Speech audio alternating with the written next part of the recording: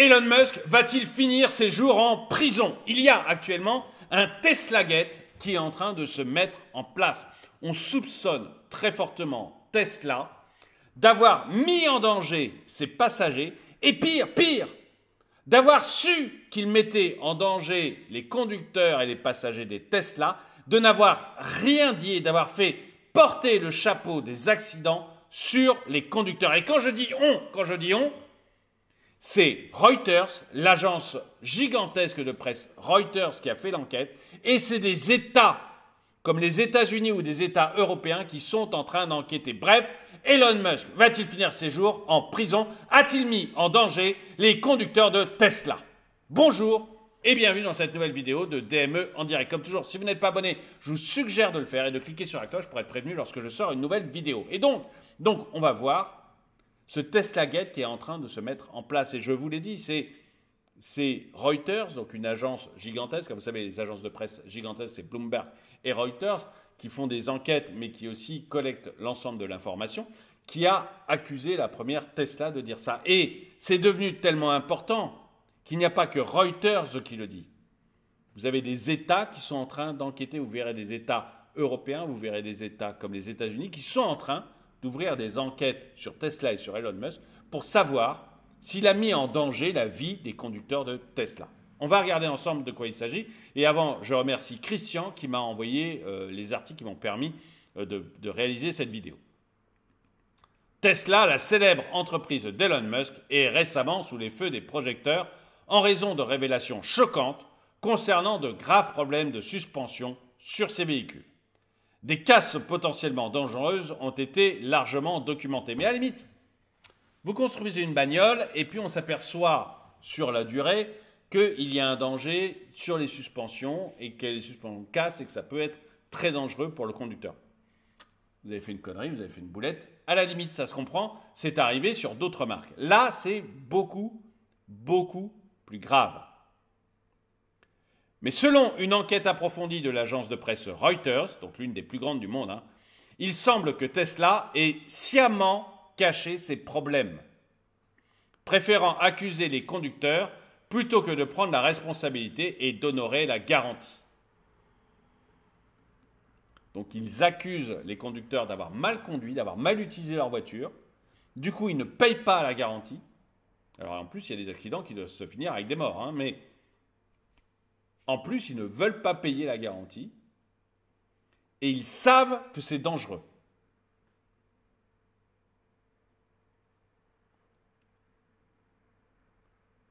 Moi, ça me paraît extrêmement grave. Je ne sais pas ce que vous en pensez. Moi, ça me paraît extrêmement grave. Et pour ceux qui aiment bien la voiture électrique et qui souvent m'écrivent « mais t'exagères avec les voitures électriques », est-ce que vous trouvez que c'est normal?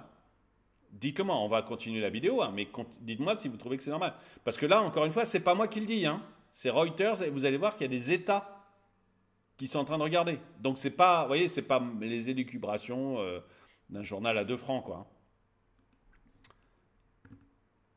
L'enquête de Reuters, basée sur des milliers de documents internes datant de 2016 à 2022, révèle que Tesla était pleinement conscient de la fragilité de certains éléments des suspensions de ses véhicules.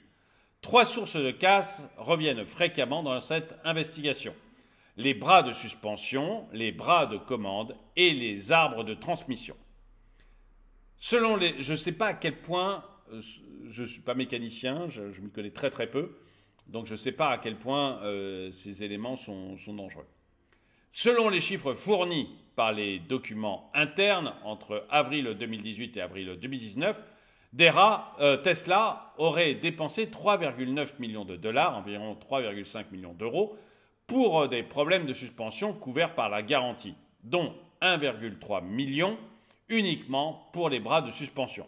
Sur cette période, Reuters estime que 11 000 bras de suspension ont été remplacés, dont un tiers hors garantie, puisque Tesla n'avouait pas les problèmes et les repoussait sur les bras des conducteurs. C'est pour ça qu'il y en a un tiers qui a été fait hors garantie. L'enquête se penche également sur une période plus récente, de janvier 2021 à mars 2022, au cours de laquelle 120 000 bras de commande et 66 000 arbres de transmission ont été remplacés. les modèles 3 seraient majoritairement concernés pour les casses des bras de commande, avec 90% des réparations effectuées sous garantie. Et ça me fait penser alors, message personnel à l'un d'entre vous qui m'écrit régulièrement, malheureusement son nom m'a échappé, mais qui a une modèle 3, qui fait souvent des trajets entre Paris et Bruxelles avec sa modèle 3, qui en est très content. Alors, il peut être très content de sa modèle 3, hein, mais juste, fais vérifier l'arbre de suspension, parce que visiblement, ça se passe pas bien. C'est une taquinerie personnelle. C'est une taquinerie personnelle parce qu'il me taquine. Il me taquine un peu dans son mail, donc je le taquine un peu. C'est pas méchant, hein, le prends pas mal si tu me regardes. C'est une taquinerie personnelle comme ça, voilà. C'est plutôt rigolo. Donc les modèles 3 seraient majoritairement concernés pour les casses de bras de commande, donc fais gaffe à tes bras de commande, avec 90% des réparations effectuées sous garantie. Ce qui ressort de l'enquête, c'est que malgré les efforts des ingénieurs de Tesla pour modifier des pièces incriminées, les problèmes persistent. Ce n'est qu'en février 2022 qu'un rapport interne aurait assuré que les modifications apportées aux bras de suspension avaient enfin porté leurs fruits. En plus des problèmes de suspension, l'enquête pointe du doigt les problèmes de direction des véhicules Tesla. C'est quand même un peu emmerdant quand la voiture ne va pas dans le sens que tu lui demandes. Notamment une tendance à la corrosion. Plus de 400 cas de modèle 3 et modèle Y auraient connu des défaillances dans l'assistance à la direction entre fin 2017 et début 2022, avec une augmentation significative des cas récents. Les taux de défaillance comparés au nombre de véhicules en circulation sont alarmants et dépassent largement ceux de la concurrence.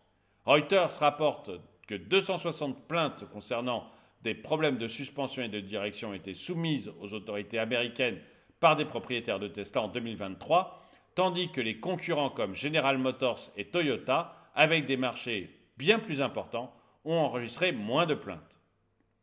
Donc voilà, donc on n'est pas, si vous voulez, c'est aussi ce qui m'intéressait, c'est bon, des plaintes sur des voitures de constructeurs, il y en a tout le temps, surtout aux États-Unis, on aime bien le plaindre, donc c'est normal. Mais,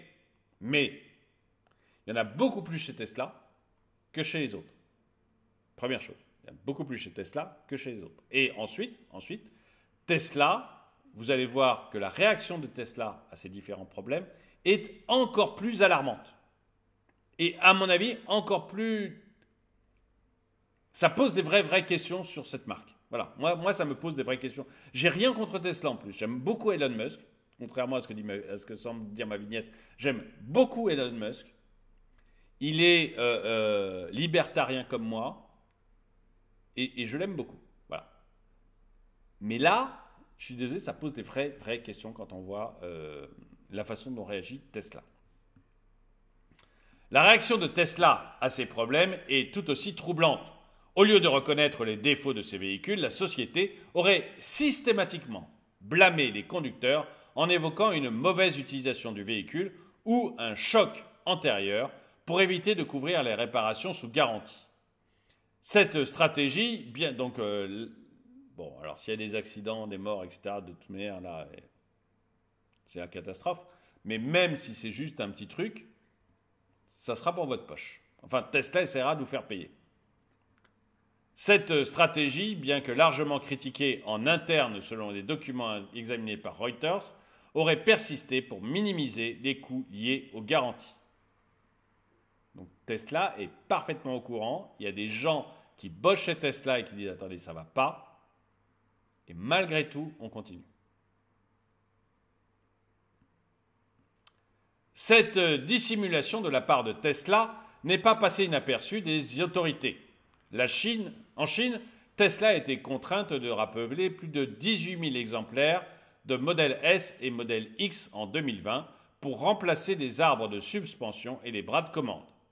Cependant, lorsque la National Highway Traffic Security Administration aux États-Unis a demandé à Tesla d'effectuer un rappel similaire, la société aurait refusé, affirmant que les casses étaient dues à un mauvais traitement des conducteurs et que le rappel en Chine avait été imposé par le gouvernement. Donc vous voyez que quand même, vous avez une autorité, une administration américaine qui dit à Tesla, faites le rappel de vos modèles S et de vos modèles X parce que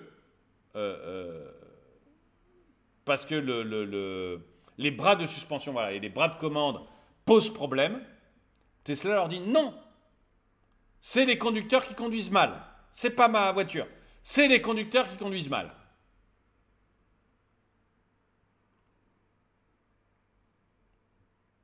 Dites-moi ce que vous en pensez, hein. Moi je trouve ça hyper limite. Hein. Actuellement, des enquêtes sont en cours aux États-Unis, en Norvège et en Chine, avec la possibilité que ces révélations conduisent à des rappels massifs de véhicules Tesla. Alors la Chine, c'est un peu autoritaire, donc, et puis ils fabriquent beaucoup de voitures électriques, donc on peut se dire, bon, la Chine, il y a un côté concurrence malsain, donc on ne sait pas. Mais les États-Unis, ils ont tout intérêt à ce que Tesla porte son drapeau très haut. La Norvège, ils n'ont pas de concurrent. Et surtout, c'est démocratique, ce n'est pas du tout un État autoritaire. Donc on peut vraiment se poser la question, vous voyez, ils enquêtent, vous voyez, il y a des vrais pays, enfin des vrais pays dans le sens où pas de conflit d'intérêts, ou du moins pas du tout un pays autoritaire, des pays qui enquêtent sur Tesla actuellement. En Norvège, la NPRA enquête sur des casses à répétition depuis septembre 2022 et pourrait suivre l'exemple de la Chine en imposant un rappel à Tesla. Ces révélations pourraient également avoir des implications juridiques pour Tesla aux États-Unis, avec des actions en justice potentielles basées sur les informations fournies par l'enquête Reuters. En fin de compte, cela souligne la nécessité d'une transparence accrue dans l'industrie automobile et de la responsabilité des constructeurs envers leurs clients pour assurer la sécurité et la fiabilité de leurs produits. Et j'aimerais bien savoir ce que vous en pensez. Est-ce que vous trouvez le comportement de Tesla normal? Ou est-ce que vous pensez comme moi qu'il y a quand même un loup et qu'on a beau aimer Elon Musk, on se dit non mais ça doit être pénalement extrêmement répréhensible, pénalement, hein, de faire des choses comme ça. Parce que si en interne vous avez des documents qui vous disent oui, la voiture est dangereuse, en interne vous avez ça.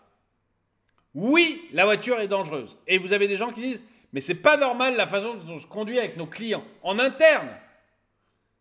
Et que malgré tout, Tesla continue à se comporter comme ça, à dire non, c'est la faute des clients.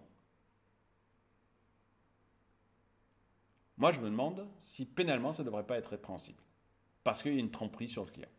Dites-moi ce que vous en pensez, en tout cas, vous, dans les commentaires. Merci d'avoir regardé cette vidéo. Mettez-lui un pouce vers le haut, commentez-la, partagez-la. Merci à tous ceux qui soutiennent la chaîne. Et moi, je vous dis à très bientôt.